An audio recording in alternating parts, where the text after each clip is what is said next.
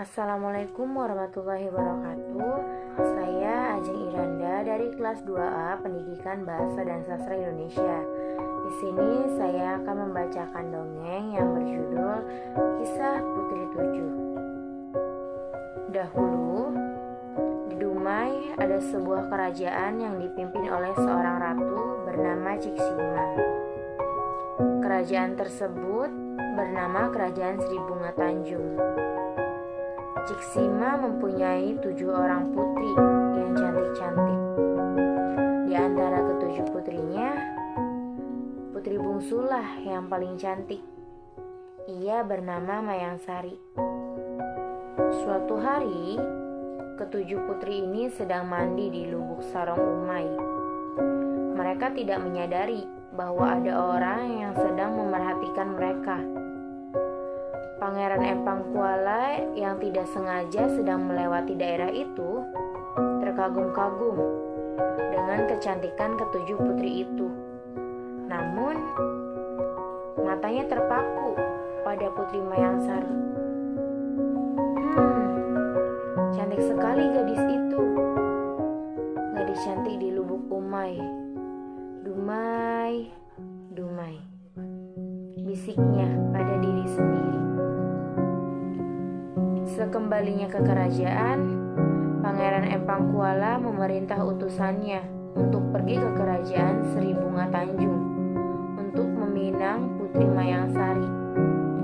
Secara adat, Ciksima menolak dengan halus pinangan kepada putri bungsunya, karena seharusnya putri tertualah yang harusnya menerima pinangan terlebih dahulu. Pangeran Empang Kuala murka mendengar pinangannya ditolak. Lalu ia mengarahkan pasukannya untuk menyerbu kerajaan Sri Bunga Tanjung. Mendapat serangan tersebut, Ciksima segera mengamankan ketujuh putrinya ke dalam hutan. Mereka disembunyikan di sebuah lubang yang ditutupi atap terbuat dari tanah dan dihalangi oleh pepohonan. Ciksima juga membekali ketujuh putrinya bekal makanan selama 3 bulan. Setelah itu, Ciksima kembali ke medan perang. Pertempuran berlangsung selama berbulan-bulan. Telah lewat 3 bulan, pertempuran tidak juga selesai, dan pasukan Ciksima semakin terdesak. Korban sudah banyak sekali berjatuhan, dan kerajaan pun porak-poranda. Akhirnya, Ciksima meminta bantuan jin yang sedang bertapa di bukit hulu Sungai Humai. Ketika Pangeran Empang Kuala dan pasukannya sedang beristirahat di bagian hilir Sungai Umai pada malam hari, tiba-tiba saja ribuan buah bakau berjatuhan menimpa pasukan Pangeran Empang Kuala yang sedang beristirahat.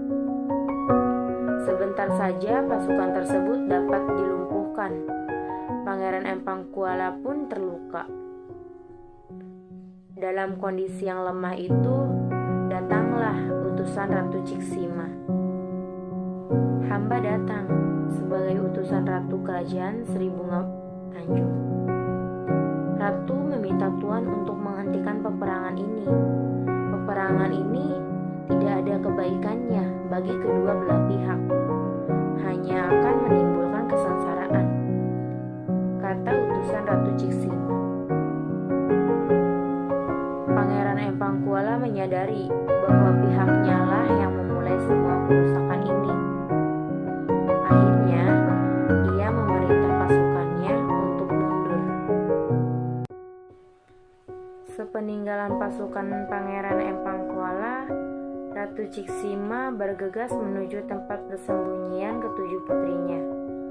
Namun, ia sangat terpukul karena dilihatnya ketujuh putrinya telah meninggal dunia karena kelaparan.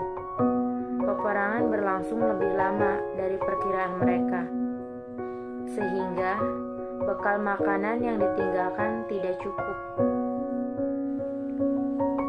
Ratu Ciksima tak kuasa menahan sesal dan kesedihan atas kehilangan putri-putrinya. Ia jatuh sakit dan meninggal dunia. Konon, kata Dumai diambil dari kata Pangeran Empang Kuala ketika sedang melihat Putri Mayangsari di sungai. Kini, di kota Dumai terdapat situs bersejarah, yaitu sebuah persinggahan Putri Tujuh yang letaknya di daerah wilayah kilang minyak PT Pertamina Dumai. Sekian dongeng yang dapat saya bacakan. Kurang lebihnya mohon maaf. Wabillahi taufiq wal hidayah.